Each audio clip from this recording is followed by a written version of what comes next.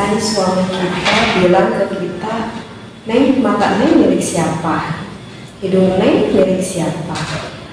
Kalau berkata seperti itu, kita menjawabnya apa?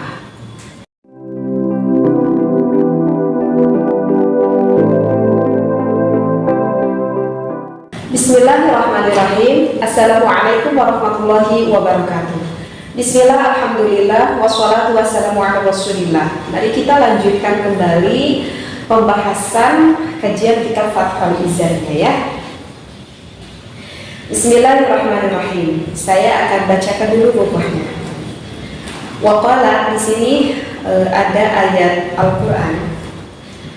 Allah Ta'ala telah berfirman, A'udhu billahi minasyaitanir rajim, wa ankihul ayyama minkum wassalihina min ibadikum wa imaikum iyakunu fuqara'a yughnihimullahu min fadlih.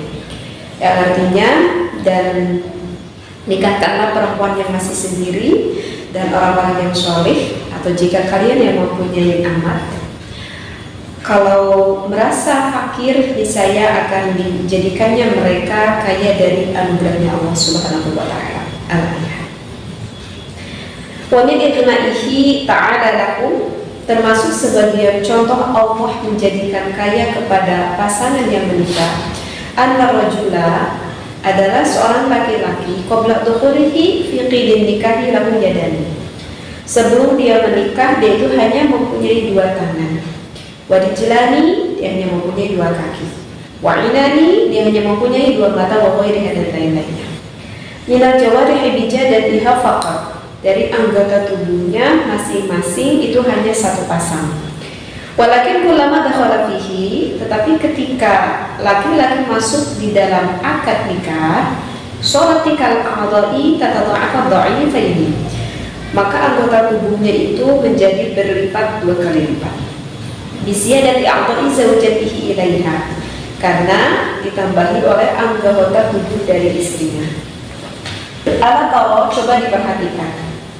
Annal amsata, sesungguhnya pengantin, idza qalat lil arisi, ketika berkata kepada istrinya, liman yadak, tanganmu itu punya siapa? Qala, maka menjawab tuh istrinya, kata kepada suaminya begitu ya. Wa idza qalat, dan ketika berkata lahu kepada istrinya, liman anfaq, milik siapakah hidungmu? Qala laka. Wa idza qalat, dan di mana-mana berkata lalu kepada istrinya, aidon lagi, liman ainaka, milik siapakah kedua mata kamu? Qala laha mujiban wa mu'nisan, maka istrinya itu menjawab dengan penuh manja ataupun ya dengan penuh rasa kasih sayang begitu ya, laka, untuk kamu, wahakala, dan begitu juga seterusnya.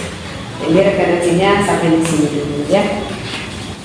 Akan saya sedikit diterangkan. Bismillahirrahmanirrahim. Tadi yang sudah saya bacakan itu dimulai dengan ayat Al-Quran ya. Wa ankihu, dan nikahkanlah perempuan. Jadi ini dimulai dengan lafaz wa ankihu. Kalau sampai bilang sirih-sirihnya adalah fi'il amar. Jadi kata perintah begitu ya, kata perintah dari Allah. Dan nikahkanlah perempuan yang masih sendiri ya, ini baik untuk pemuda yang belum menikah ataupun gadis yang belum menikah ataupun yang sudah janda itu yang belum mempunyai pasangan kembali. Maka itu adalah sebagian dari orang-orang yang soleh, orang yang melakukan menikah tersebut. Dan di sini juga ada dikatakan wa imaikum, dan amat kalian. Ini kalau sekarang sih sudah tidak ada sahaya ya, sudah tidak ada amat. Zaman sekarang ini, waktu zaman Rasulullah masih ada perbudakan, masih ada amat, abid, seperti itu ya.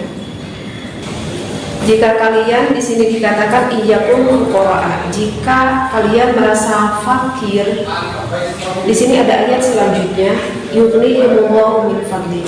Harus ditancapkan di dalam hati kita bahwa Allah yang memberikan rezeki kepada kita, bahwa Allah yang memberikan kekayaan kepada kita, min fadlih, dengan anugerahnya Allah, dengan maha kayanya Allah, dengan keagungannya Allah. Dan oleh musannif di sini diperjelas kembali wa min ithnaihi ta'ala lahum anna rajula, di mana ada seorang lelaki sebelum dia menikah, dia itu hanya mempunyai lahu yadan, dia itu hanya mempunyai dua tangan. Kemudian dia itu hanya mempunyai dua kaki, dia hanya mempunyai dua mata.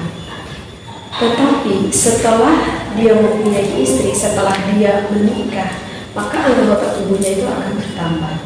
Kok bisa bertambah? Iya, karena setelah dia menikah, Allah tolong, cobalah diperhatikan. Alam Ausah di mana-mana ada ini kayaknya lebih cocok ke pengantin baru deh. Gak ke pengantin saya yang udah balik gini gitu ya.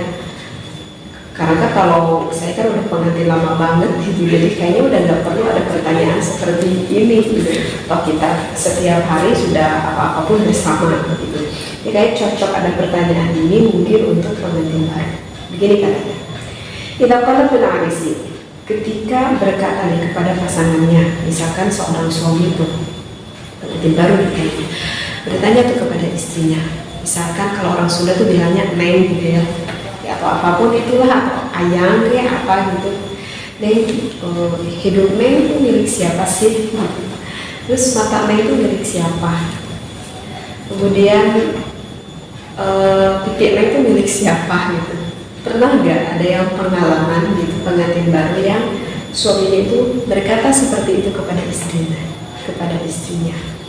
Maka coba apa yang dijawab oleh istrinya tersebut? Pastilah istrinya itu berkata kepada suaminya, karena yang di depan matanya itu sekarang sudah sah menjadi suaminya. Maka istrinya itu berkata kepada suaminya, ya mata akang gitu kan, ya hidung akang gitu, ya mulut akang, semuanya seluruhnya yang milik akang. Berarti kan itu menandakan yang tadinya seorang suami hanya memiliki dua tangan saja, kini menjadi empat. Yang tadinya hanya dua kaki saja, kini mempunyai empat kaki. Yang tadinya hanya mempunyai dua mata saja, kini mempunyai empat mata. Begitu. Itu adalah menandakan maha kayanya Allah yang telah diberikan anugerah kepada kita. Tadinya kita apa itu serba sendiri. Setelah kita mempunyai istri, ataupun setelah istri mempunyai suami, apa-apa sekarang itu berdua. Jadi ada permasalahan yang harus dihadapi, ditanggung oleh berdua. Mau sukanya, mau dukanya, semuanya itu ditanggung oleh berdua. Bukankah itu adalah anugerah maha kayanya Allah yang telah diberikan kepada kita? Jadi kalau kita sudah merasa cukup untuk melakukan menikah, begitu ya, yang sudah ngebet keinginan sekali untuk melakukan menikah dan calonnya udah ada, orang tua kita sama orang tua pasangan kita udah pada ridho kita untuk menikahnya, tunggu apa lagi? Ya menikahlah sesegera mungkin, karena menikah itu adalah ibadah, dan di dalam pernikahan itu nanti pahalanya itu akan lebih dilipat gandakan oleh Allah. Jadi untuk para gadis ataupun para bujangan yang belum menikah, menunggu apa lagi? Ayo sesegera mungkin untuk menikah. Jadi jangan sampai kita berpikir ya kalau kita udah pengen nikah itu kan memang suatu kebutuhan biologis secara manusiawi yang nggak bisa digantikan oleh orang lain gitu. Sehingga kalau misalkan orang tua ada yang menghalang-halangi anaknya untuk menikah, sedangkan anak kita itu udah punya calon, anak kita udah ngebet banget pengen menikah, misalkan dengan alasan bahwa ya memang kebutuhan biologisnya itu sudah memuncak, misalkan seperti itu. Jika orang tuanya menghalang-halangi untuk menikah, itu bisa menjadikan dosa bagi ibu bapaknya itu. Kenapa? Karena naudzubillah, misalkan kalau sampai terjadi kecelakaan sama anaknya karena tidak terbendung lagi dengan rasa syahwatnya itu, yang tidak bisa menyalurkan dengan yang halal, maka ibu bapaknya itu akan termasuk dosa karena menghalang-halangi seperti itu ya. Jadi mungkin isi dari ini artinya, jika yang sudah mempunyai pasangan yang cukup untuk melakukan menikah, tunggu apa lagi? Jangan merasa gentar akan rezeki yang merasa, karena kamu mesti ingat loh bahwa Allah yang mengatur rezeki, bahwa Allah yang mengatur rezeki, ya, bahwa Allah lah yang mengatur rezeki. Misalkan kita mempunyai penghasilan yang pas-pasan bagi seorang laki-laki, jangan berpikir kalau nanti saya udah punya istri, nanti beban saya semakin berat, apalagi kalau sudah punya anak. Iya, kalau kamu berpikirnya dengan logika akalnya seperti itu, begitu. Tetapi coba diyakinkan bahwa yang memberikan rezeki itu hanyalah hakikatnya Allah. Allah hanya menyuruh kepada kita untuk berikhtiar saja. Hasilnya Allah lah yang menentukan. Kita itu mempunyai rezeki masing-masing. Istri pun mempunyai bagiannya dari Allah.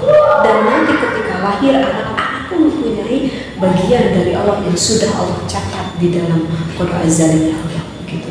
Mungkin saja ketika lahir anak, Allah memberikan anugerah keberkahan rezeki yang lebih besar dari anak kita, dan kita selaku orang tua bisa mencicipi dari hasil rezeki yang sebetulnya hakikatnya itu diberikan oleh anak kita. Kita kan nggak tahu seperti itu, ya kan? Jadi kalau kita berpikir secara logika, ya buntutlah seperti itu. Jadi yang harus kita mantapkan, yang harus kita yakinkan apa ketauhidan kita kepada Allah, bahwa Allah yang memberi kita rezeki dan kita hanya disuruh oleh Allah untuk berikhtiar mencari rezeki dengan cara yang halal, thayyiban, mubarakah. Mudah-mudahan apa yang saya sampaikan kali ini bisa bermanfaat bagi kita semua para pendengarnya. Wallahu a'lam, wabillahi taufiq wal hidayah. Wassalamualaikum warahmatullahi wabarakatuh.